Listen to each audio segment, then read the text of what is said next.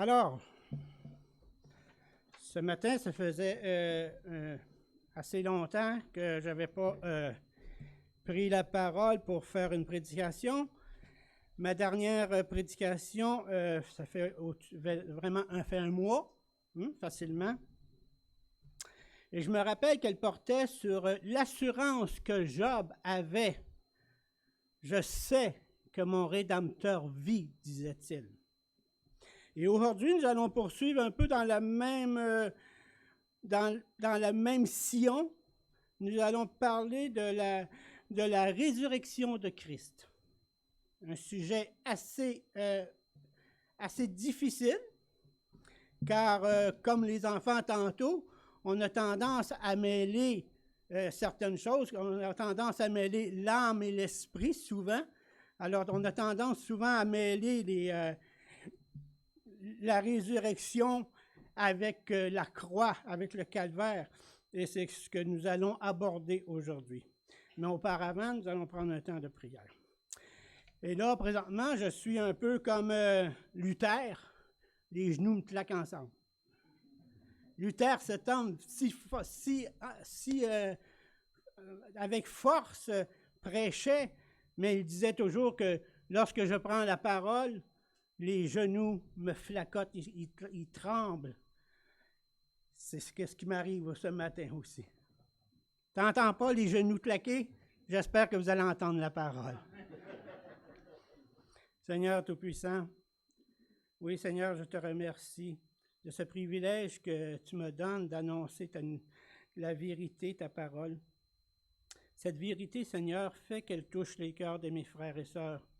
Ces âmes, Seigneur, qui sont assoiffées de te louer, de t'adorer, qui veulent venir près de ce courant d'eau merveilleux, qui veulent s'abreuver de ta parole. Seigneur, tu connais mon cœur, tu vois mes faiblesses, et c'est par ta force, Seigneur, ce matin, que je veux annoncer cette parole. Et c'est dans mon âme qui est attachée à chaque âme qui sont ici.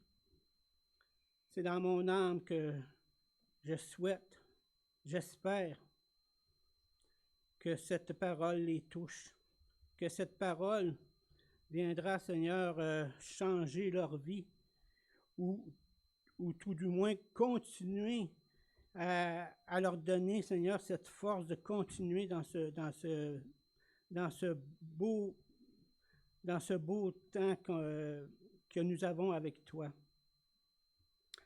Tu me connais, Seigneur, tu sais que parfois je me mêle et que j'ai de la difficulté à m'exprimer, alors que ton Esprit Saint m'assiste. Que je puisse, Seigneur, pour ta gloire, annoncer cette parole qui touchera les cœurs. Bénis chacun de nous ce matin.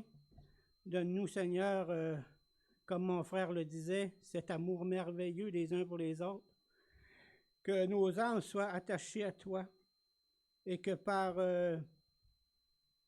ce temps que nous allons voir ensemble, que chacun de nous, Seigneur, proclame ta bonté, ta fidélité, ton amour, comme notre frère le disait. Amen. Ce matin, nous allons aller dans Matthieu 28. Matthieu, chapitre 28, versets 5 à 7.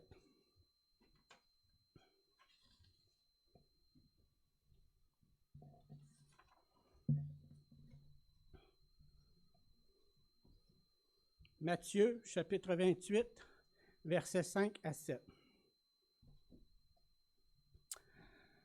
Nous allons commencer justement par ce verset qui nous amène après la crucifixion de Christ.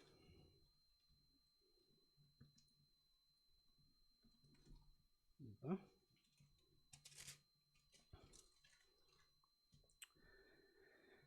Mais l'ange prit la parole et dit aux femmes, « Pour vous, ne craignez pas, car je sais que vous cherchez Jésus qui a été crucifié. Il n'est point ici. Il est ressuscité comme il l'avait dit. Venez, voyez le lieu où il était couché. Et allez promptement dire à ses disciples qu'il est ressuscité des morts. Et voici, il vous précède en Galilée, c'est là que vous le verrez. Voici, je vous l'ai dit. Voilà que les femmes qui ont assisté à sa crucifixion, qu'ils étaient au pied de la croix, non, excusez, ils n'étaient pas au pied de la croix, ils étaient en retrait, mais ils étaient sur le lieu du mont Golgotha, et ils ont vu Jésus crucifié. Alors, quoi de plus évident que l'ange dit, vous qui cherchez Jésus qui a été crucifié, car les femmes le savaient, ils avaient assisté à cette crucifixion. Dans Jean 19, 25, il nous rappelle ceci.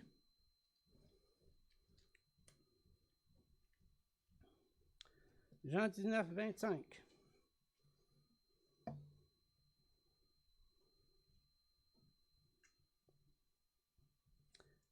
Près de la croix de Jésus se tenaient sa mère et la sœur de sa mère, Marie, femme de Clopas, et Marie de Magdala. Jésus, voyant sa mère et auprès d'elle le disciple qu'il aimait, il dit à sa mère, « Femme, voici ton fils. » Ce verset nous montre qu'ils étaient présents sur le lieu. Et ils étaient encore, tout de même, je dis qu'ils étaient un petit peu reculés, mais on voit qu'ils étaient assez près pour que Jésus les voie. Parce qu'il prononce les paroles de sa mère, pour sa mère et puis pour le disciple qu'il aimait. Je le dis, en vérité, frères et sœurs, que les femmes dans l'Église ont un rôle à jouer très important. C'est eux qui éduquent nos enfants. C'est eux qui leur montrent, qui leur apprend la parole de Dieu. Les femmes sont toujours avec les enfants et ils apprennent beaucoup. Et voyez-vous comment ils sont fidèles? Ils sont là. Jésus dit qu'il y a un disciple. Où sont les autres? L'important, la mère, puis la mère et plusieurs femmes sont au pied de la croix et qui sont là en pleurs pour cette crucifixion. C'est une fidélité qu'on retrouve rarement chez les hommes. Les hommes ont de la misère à faire de l'amitié entre les autres. Quand que les femmes, ils ont cette facilité-là de se réunir, d'être ensemble et de se former des amitiés. J'oserais même dire, prenons exemple sur eux, sur ce qui est de cette amitié. Alors, ils étaient là, et ayant fait en allant au tombeau avec les aromates et les linges pour envelopper Jésus, ils arrivent et le tombeau est vide. Il n'y a plus personne dans le tombeau. Et l'ange leur dit de ne pas le chercher là, car Jésus n'est plus là. Il est ressuscité, il est vivant. Malheureusement, aujourd'hui, il est tout de même étrange, frères et sœurs, de constater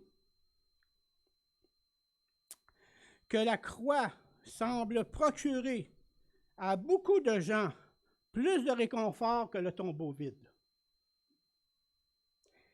Et je l'explique. Pourtant, les Écritures n'hésitent pas à déclarer dans 1 Corinthiens 15, 17, « Et si Christ n'est pas ressuscité, votre foi est vaine. Vous êtes encore dans vos péchés. Et si on poursuit le verset 18 et 19, et par conséquent, aussi, ceux qui sont morts en Christ sont perdus. Imaginez s'ils avaient trouvé le tombeau avec le corps de Christ. Quelle aurait été la victoire? Aucune victoire.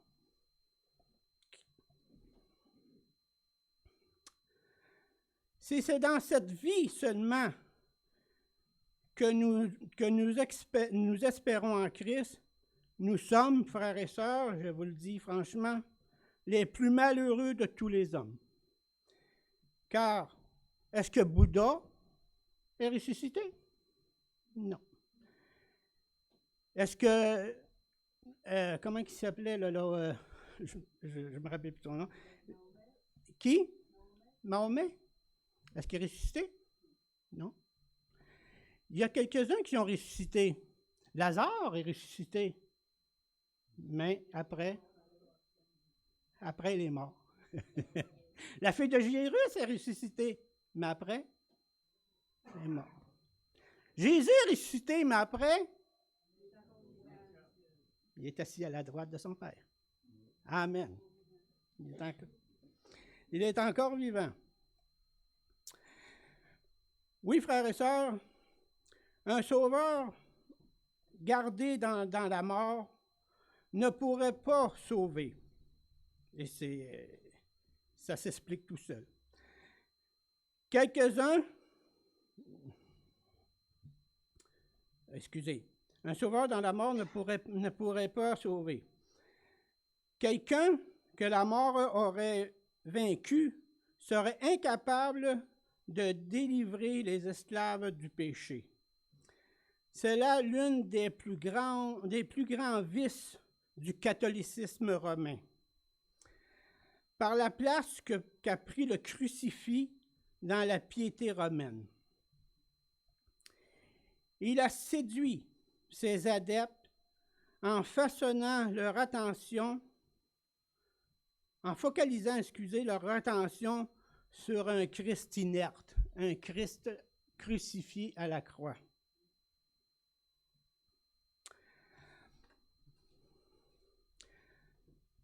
Bien-aimés, ce matin, trouvez-vous que votre propre cœur est sensible à la présence du Seigneur?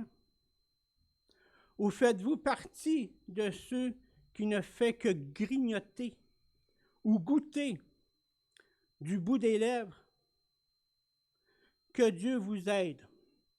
Si votre réponse est oui, car l'enfant du roi n'est pas ni un grignoteur, ni un goûteur, mais il est une brebis qui aime son berger et qui se tient tout près de lui. Si nous nous tenons tout près de lui, c'est parce qu'il est vivant. Il est sorti du tombeau.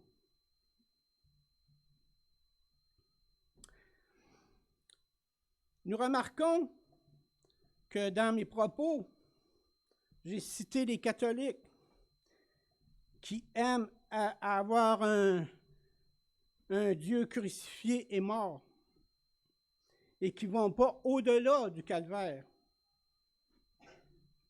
Mais souvent, les autres religions aussi font la même erreur. De ce point de vue, les prédicateurs protestants n'échappent pas non plus à la critique, car beaucoup d'entre eux négligent l'essentiel de l'Évangile en n'allant pas justement au-delà du calvaire. Nous sommes arrêtés à la croix. Nous demandons pardon pour nos péchés. Et le Seigneur, bien sûr, nous les pardonne. Mais sommes-nous encore à genoux à la croix? Sommes-nous encore sur le calvaire et attendons? Avancez, nous dit-il. Avancez. Ne restez pas au calvaire. Il y a beaucoup au-delà du voile, comme nous dit la parole. Il y a des bénédictions. Il y a une vie à vivre. 1 Corinthiens, chapitre 15, versets 1 à 3, nous dit ceci. Je vous rappelle, frères, l'évangile que je vous ai annoncé, que vous avez reçu, dans lequel vous avez persévéré, et par lequel vous êtes sauvés. Si, et quand il y a un si, ce n'est pas de bon augure, si vous le retenez tel que je vous l'ai annoncé. Autrement, vous aurez cru en vain.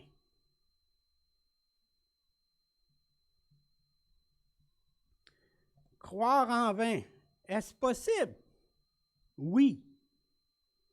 Beaucoup de religions croient, mais c'est une croyance vaine. Ils croient en vain. Ils croient à un Dieu qu'ils se sont façonnés, à un Dieu qu'ils mettent à leur image. Nous devons être, nous, à l'image de Dieu et non Dieu à notre image. Croire en vain. Quelle âme assoiffée, quelle âme qui périt. Je voyais quand j'étais jeune à la télévision, j'avais la télévision en même temps. C'était gratis, les postes étaient gratuits. Alors, il passait des reportages sur la famine en Éthiopie. Et puis je voyais ces enfants, ces personnes tellement amaigries que ça en faisait peur. Et notre âme est-elle si amaigrie? Notre âme souffre-t-elle tellement?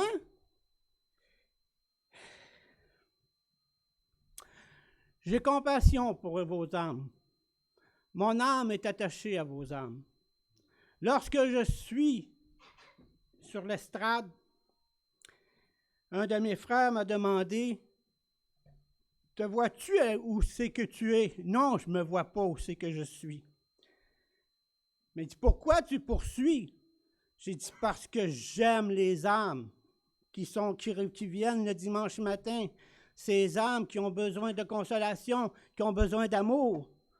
Ces âmes qui erraient où vont errer s'ils n'ont pas cette nourriture. » Alors mon frère m'a répondu, et ce que je n'aurais pas voulu entendre, « Tu es à la bonne place. » Demandez pas un frère.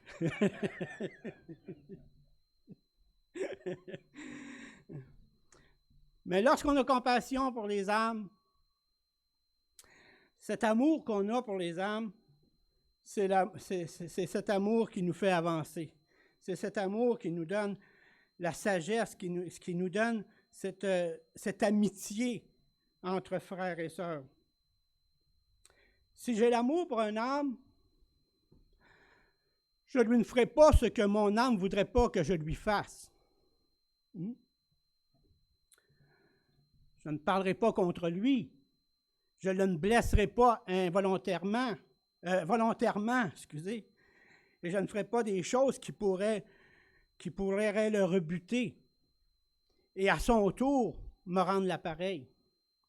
C'est un amour fraternel, un amour qui vient de Dieu. Car l'être humain,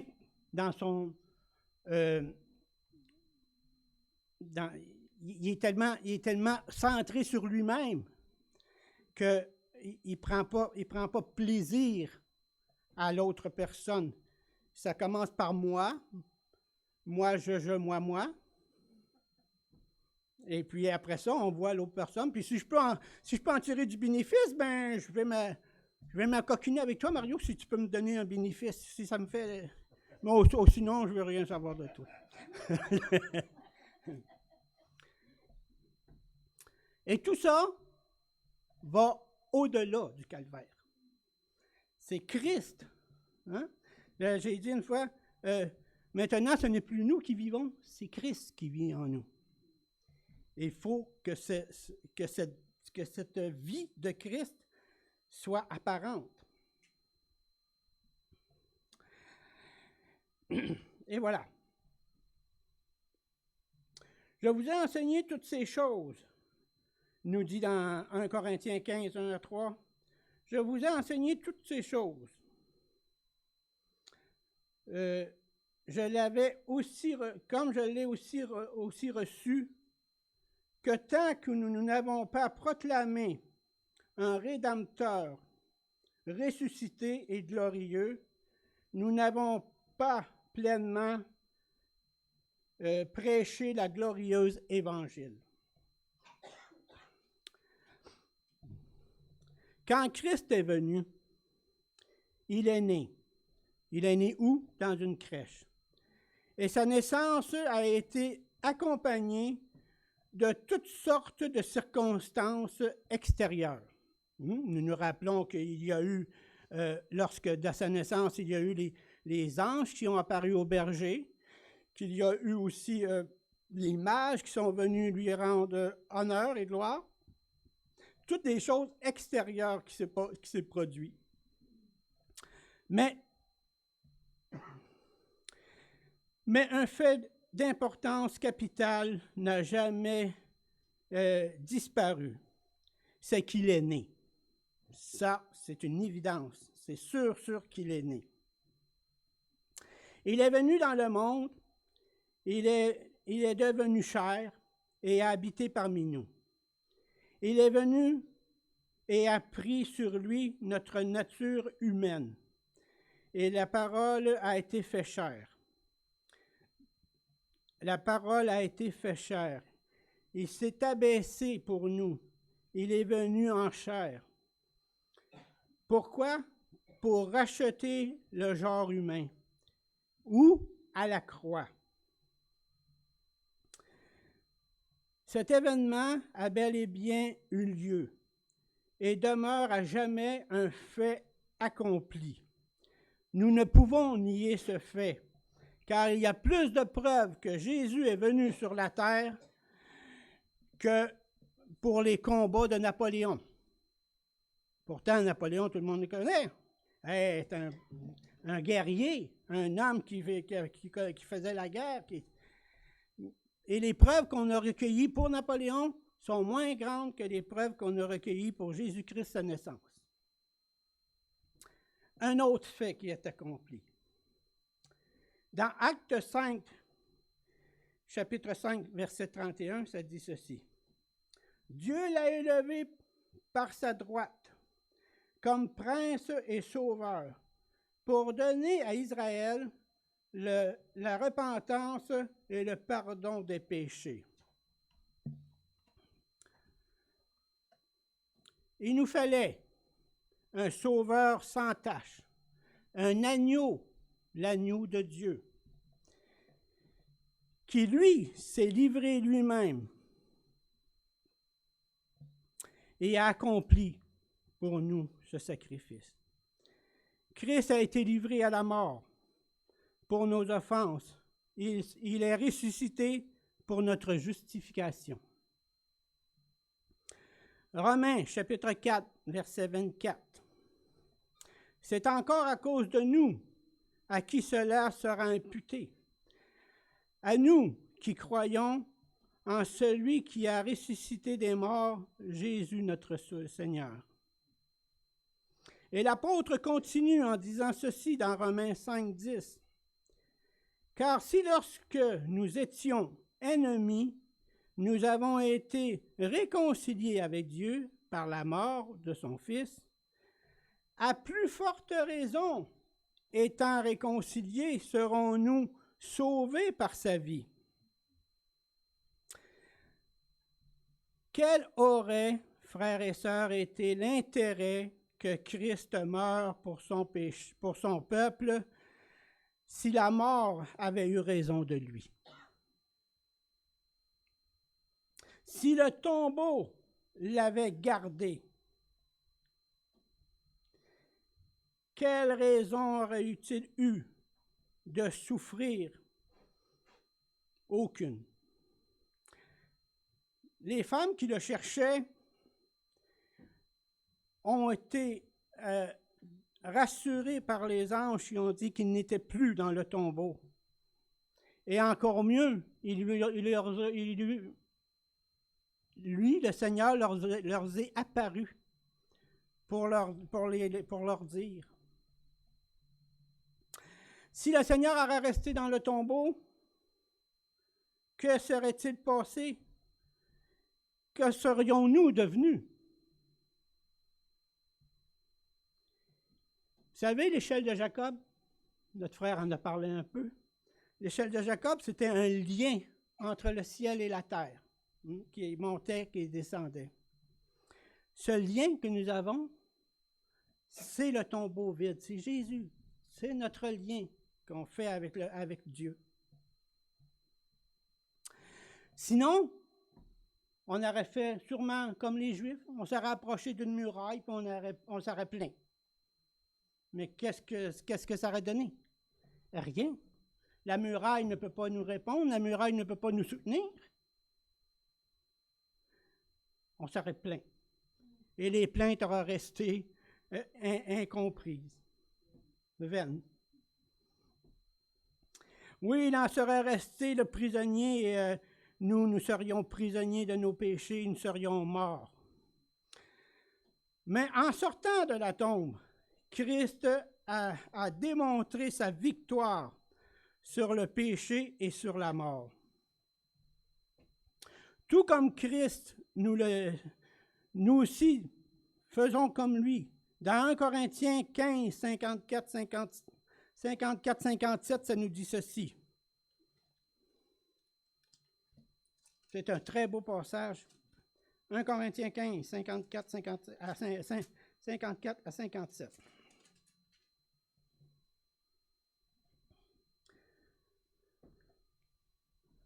Lorsque ce corps corruptible aura revêtu l'incorruptibilité et que ce corps mortel aura revêtu l'immortalité, alors s'accomplira la parole qui est écrite.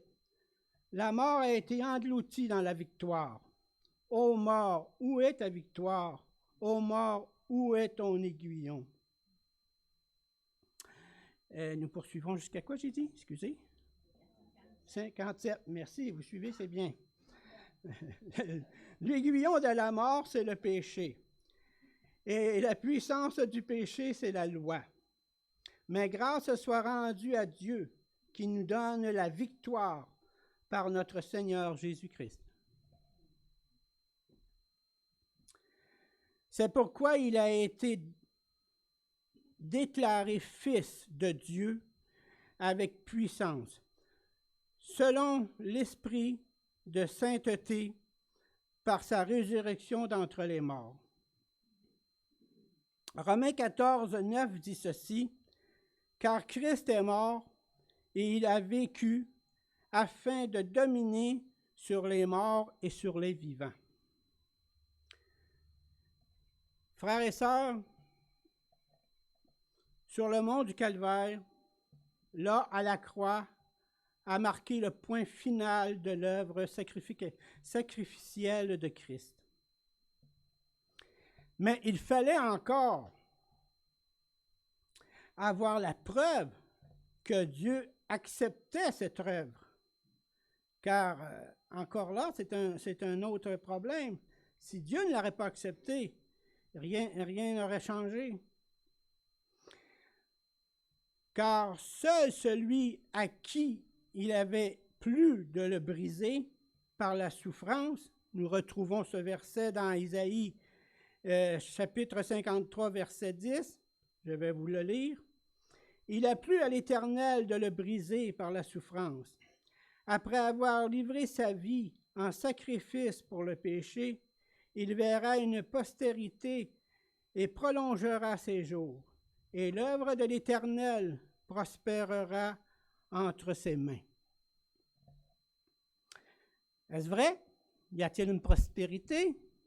Voyons-nous des églises qui se remplissent de frères et de sœurs? Oui. C'est merveilleux de voir combien, hein, et on voit ça aussi en agriculture, hein, par la mort d'un grain, d'un blé, il pousse une plante qui produit des dizaines de blés.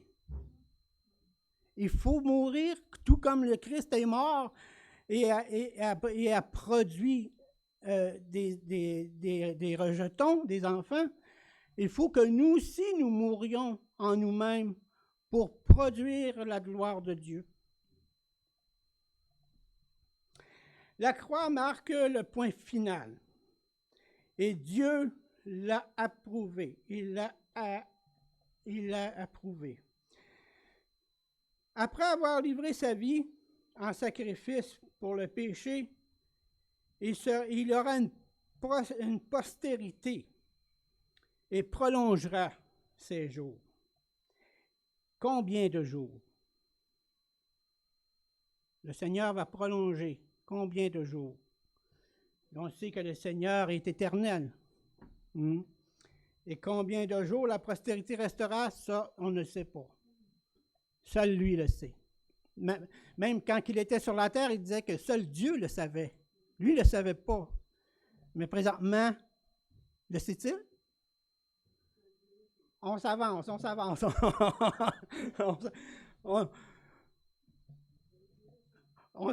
on ne sait pas. Un jour, on va le savoir. Lui seul pouvait donner la preuve. On parle de Dieu. Lui seul pouvait donner la preuve que toutes ses exigences avaient été satisfaites. Il en a fait la démonstration en ressuscitant le Rédempteur d'entre les morts. La mort de Christ a annulé notre énorme dette. Sa résurrection est le reçu que Dieu m'a donné en échange du paiement.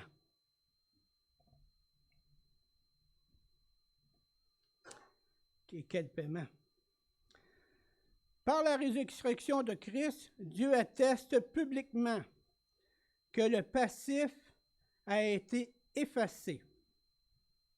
La résurrection de Christ scelle notre justification. Elle était nécessaire pour prouver que l'expiation avait bien eu lieu et pour donner une assise sûre à notre foi et à notre espérance. Puisque Dieu satisfait le pécheur tremblant peut s'appuyer en toute confiance et en toute sécurité sur l'œuvre du Sauveur triomphant.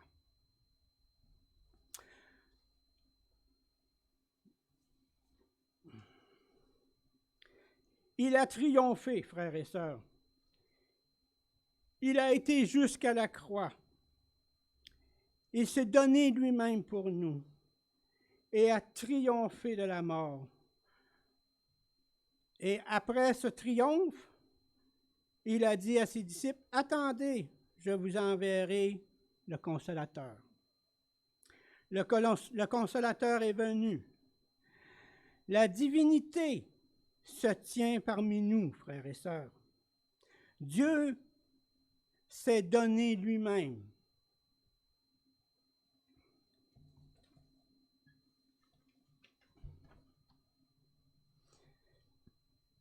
Et à présent, qui nous condamnera? Romains 8, 34 dit, « Qui les condamnera? Christ est mort, bien plus, il est ressuscité. Il est à la droite de Dieu et il intercède pour nous. » Paul présente la résurrection de Christ comme la sécurité contre toute condamnation. Car à chaque jour, nous pouvons pécher. Mais nous venons à Christ lui demander pardon et il jette ses péchés en arrière de lui, il ne les regarde plus. Quelle sécurité! Hein? C'est pas, Satan ne peut plus nous titiller avec ce péché. Et hey, regarde comment tu es, regarde comment tu es, penses-tu qu'il va t'accepter? Regarde! Il est fatiguant, une vraie mouche. Tu dis, tu tardes. Satan, éloigne-toi de moi. car mon Sauveur m'a délivré et m'a pardonné. Oui, frères et sœurs, Christ n'est pas simplement ressuscité en tant qu'individu, mais comme garant, chef de file et représentant de tous les élus. On n'a pas suffisamment souligné le fait que le Seigneur Jésus a vécu, est mort et ressuscité en tant que premier-né de beaucoup de frères. Si nous voulons, frères et sœurs, reproduire Christ sur terre, être semblable à lui et le mettre en évidence, que va-t-il nous manquer le plus? La réponse est claire. Nous devons avoir en nous l'Esprit de Christ.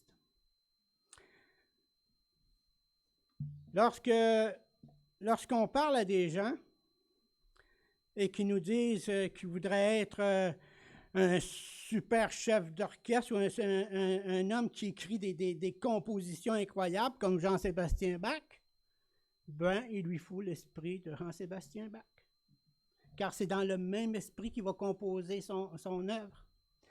Quelqu'un qui veut devenir un politicien célèbre et ayant de belles orations, qui parle bien en avant, qui veut devenir comme Mr. Churchill, alors il doit avoir l'esprit de Mr. Churchill. J'ai pris lui parce que je l'aime beaucoup.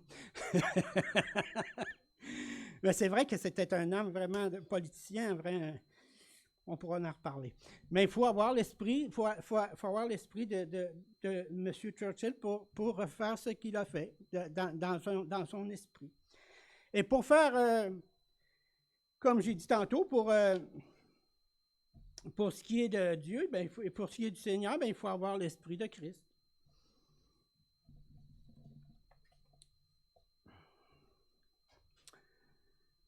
L'expression ressuscité avec Christ nous amène à Colossiens 3:1. Si donc vous êtes ressuscité avec Christ, cherchez les choses d'en haut, où Christ est assis à la droite de Dieu. Nous avons une union légale avec le Sauveur ressuscité. Pas avec un crucifix mort, mais avec le Sauveur ressuscité. Nous avons cette union avec lui. Oui, nous avons une union légale avec le Sauveur ressuscité. Nous jouissons d'une certitude indéfectible et d'une sécurité absolue. Plus besoin de s'en faire, frères et sœurs. Nous avons cette sécurité en Christ.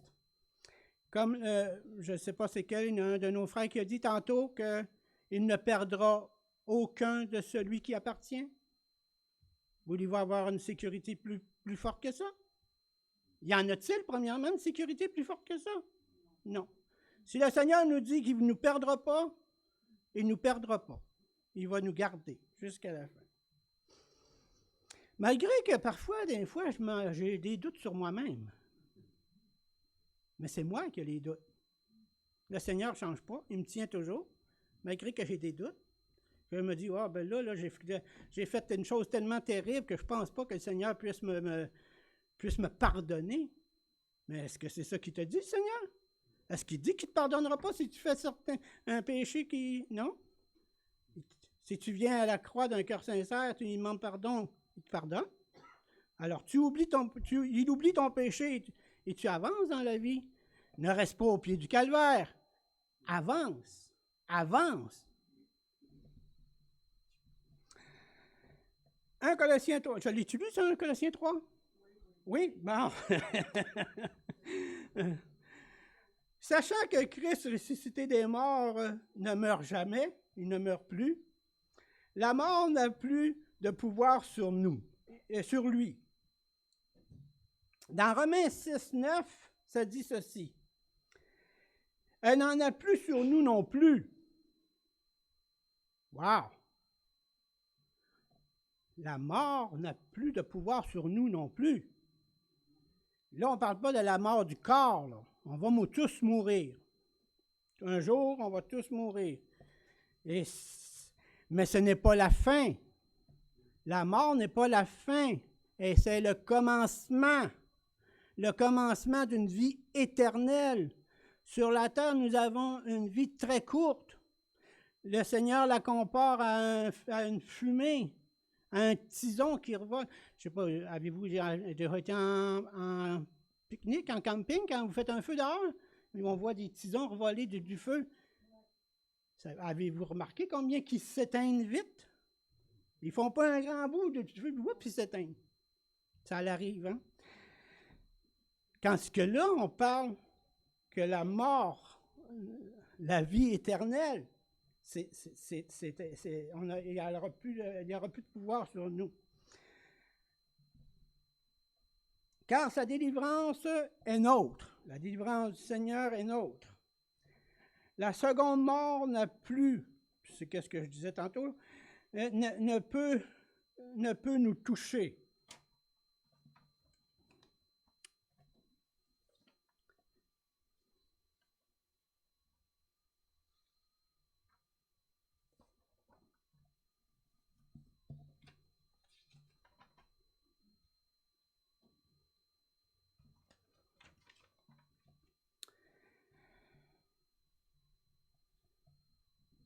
Si nous sommes dans les lieux célestes en Jésus-Christ et que nous n'avons pas avancé à la croix, que nous sommes toujours sur cette pente en train de demander pardon et que nous n'avons pas traversé le deuxième voile, le voile de la chair.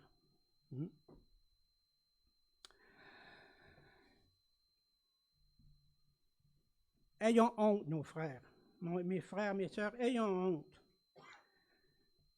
d'ignorer ainsi la présence de la royauté parmi nous.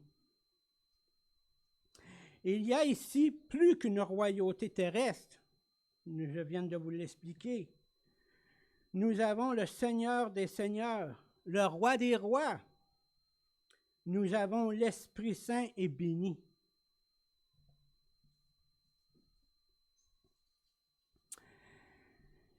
Il y a une union vitale entre Christ et les élus.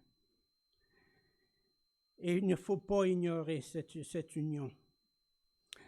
Le Seigneur Jésus a dit en Jean 11, 25, 26, « Je suis la résurrection et la vie. Celui qui croit en moi vivra quand même qu'il serait mort. Et quiconque vit et croit en moi ne mourra jamais. » Crois-tu cela? Amen.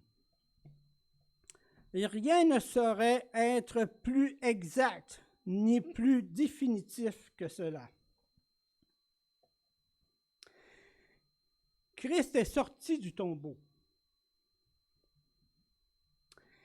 Et l'Esprit de Christ revient vers son peuple.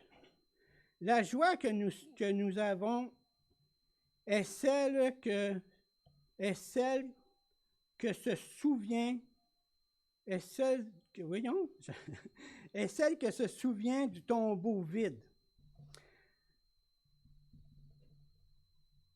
On ne s'arrête pas à la croix, on continue. Et lorsque on se souvient de ce tombeau qui est vide, alors on a une grande satisfaction, une grande joie. Car malgré le fait que nous savons devoir mourir, on va tous mourir un jour, c'est une joie qui résulte du fait qu'en Christ, nous sommes déjà morts, mais pas seulement morts, mais ressuscités en Christ. Et que le véritable enfant de Dieu ne meurt pas réellement, mais qu'il a la vie éternelle. Sa grande miséricorde nous a régénérés pour une espérance vivante par la résurrection de Jésus-Christ. de Jésus-Christ d'entre les morts. Frères et sœurs, je vous dis ceci, le tombeau est vide. Le tombeau est vide. Jésus est ressuscité. Il est vivant. Il est assis à la droite de son Père. Lorsque nous prions, ayons en tête cette phrase, le tombeau est vide. Amen. Père Tout-Puissant, nous te remercions, Seigneur, pour cette prédication, pour ces paroles d'encouragement, ces paroles qui nous fortifient, ces paroles qui raniment notre âme et qui nous donnent un baume. Et que c'est vraiment merveilleux, Seigneur, de voir combien cette vérité peut nous toucher. Tu es digne de louange, d'honneur et de gloire. Tu es le Dieu Tout-Puissant, le Créateur du ciel et de la terre. Et c'est toi, Père, qui as ressuscité et que nous ressusciterons aussi avec ton Fils. Et cette assurance que nous avons nous donne de l'ardiesse pour proclamer ta parole et dire à ces âmes qui sont dans le monde, venez, voyez, le tombeau est vide. Dieu est vivant, le Seigneur est vivant et il veut vous accompagner, il veut vous garder. Acceptez-les comme Seigneur et Sauveur. Oui, Seigneur, quelle belle prédication que ce fut aujourd'hui. Merci de m'avoir assisté, de m'avoir soutenu à travers ces paroles. Et je te rends gloire pour mes frères et sœurs qui sont ici ce matin et qui ont entendu ces paroles de l'Évangile. Amen.